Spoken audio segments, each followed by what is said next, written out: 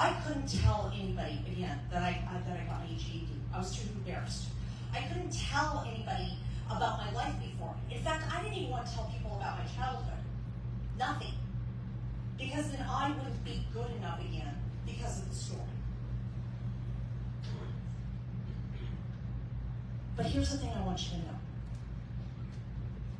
I survived. And whatever happened to you, you did too. And later today, we're going to show you how to create that new vision that's going to help you change that story into something that drives you and motivates you and helps you be able to make your business. Because the stories that we tell ourselves are blocking us. The stories that we tell ourselves are the things that are stopping us because we don't feel good enough. But guess what? Right now, you are good enough. Right now, you are good enough.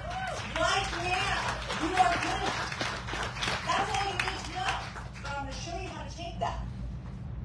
So, and here's the thing that's really important about your story. Since opening up, it was only a couple years ago that I could tell anybody about what happened to me when I was 13. Being kidnapped. And you know who the first people I told? Adrian Schnault. Because of the BLTSs. That is the importance of the BLTSs. We were having a meeting at work, and we were going to share something that we never shared before. And Adrian and Tom were on there, and Jason, and we were all on there. And for the first time in my life, I told somebody what had happened to me. Because those BLTSs made me feel safe enough to do it. I got set free to tell my story because of that safety.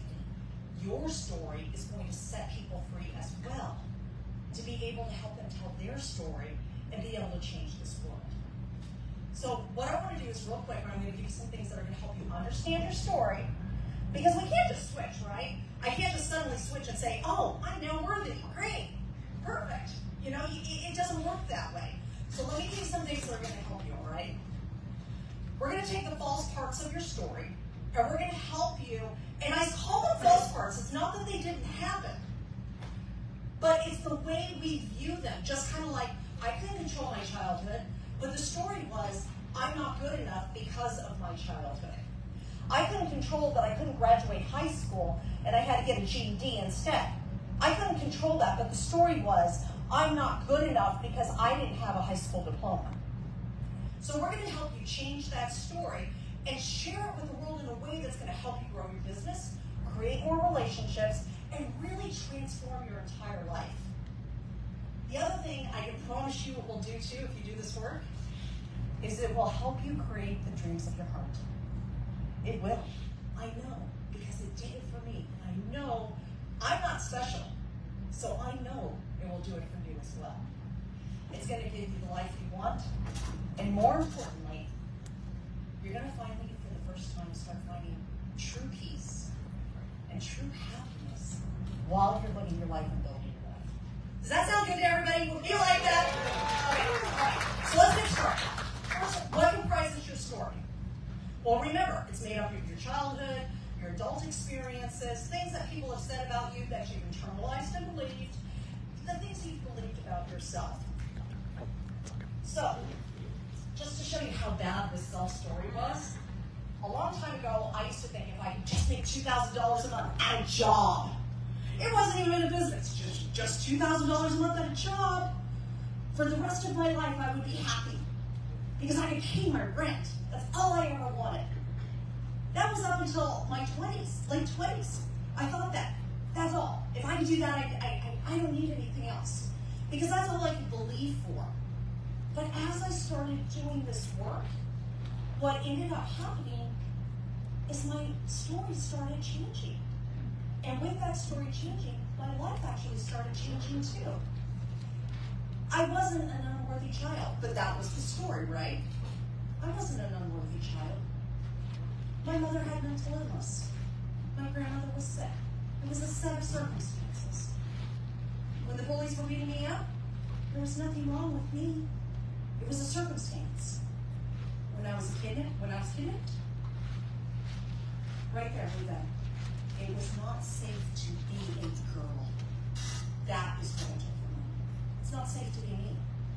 So imagine how hampered I was by that. We create stories to protect ourselves. Now, it may not be as dramatic as mine, but you still have a story somewhere of maybe I won't tell the truth to somebody about my journey because it is, people are going to judge me or people are going to think something about me. The stories that we made when we were young follow us through our adulthood, and they come with us, and they still keep working. The problem is they don't change unless we change them. That's the only way those stories change. So I want you to think about it. What story have you been telling yourself right now that was formed long ago? I see a lot of you nodding. What story right now, or think about it. What story have you been telling yourself that you have internalized that actually came from somewhere a long time ago that you are doing now? Because that story may be the very thing that's holding you back from your dreams, from your life, from all of the things that you want. That story is the one that creates the self-sabotage. That story is the thing that makes us not go and do the work that we need to do. Because it's still that story playing in our head. So, think about a childhood experience. Think about something that you believe shaped your life. First step. I'm going to give you the 4 steps that's going to start changing all of these for you. You guys ready? Everybody ready for 4 steps? Do you want 2 steps? 3 steps? Okay, we'll have all 4 steps. All right. First, is it true? Now, for me, yeah, it was true, right? It did happen, right? But let's go through these. Because a very special person here actually taught me this. Byron Katie talks about a process called the work. And the 4 questions are, is it true? When you're thinking about that experience, is it true? Can you absolutely know it's true? Yeah, right? How do you react when it happens? What happens when you believe the thought? And who would you be without the thought? Now, I want you to think about that. I'm going to give you an example, so don't worry. I know this looks like a lot. Example 1. I believe I didn't have any value because my family did not love me, raise me, or take care of me, right? Is it true? Well, yeah, right? It was true. It was true. It felt awful what I went through. When you're thrown out of your mother's bedroom and she hates your guts, that's not fun. Can I absolutely know it's true? When the beautiful woman that was leading this with me on several of these things asked me this, the first thought, of course, was, well, of course it's true. But then after a series of questions, I realized I couldn't be absolutely certain. Because was it possible that they were sick and just unable to love me? Did they not just want to love me? Was it possible that the way they treated me had nothing to do with my worth and value as a child? Was it possible that they did love me as much as they could? Third question, how do you react? What happens when you believe that thought?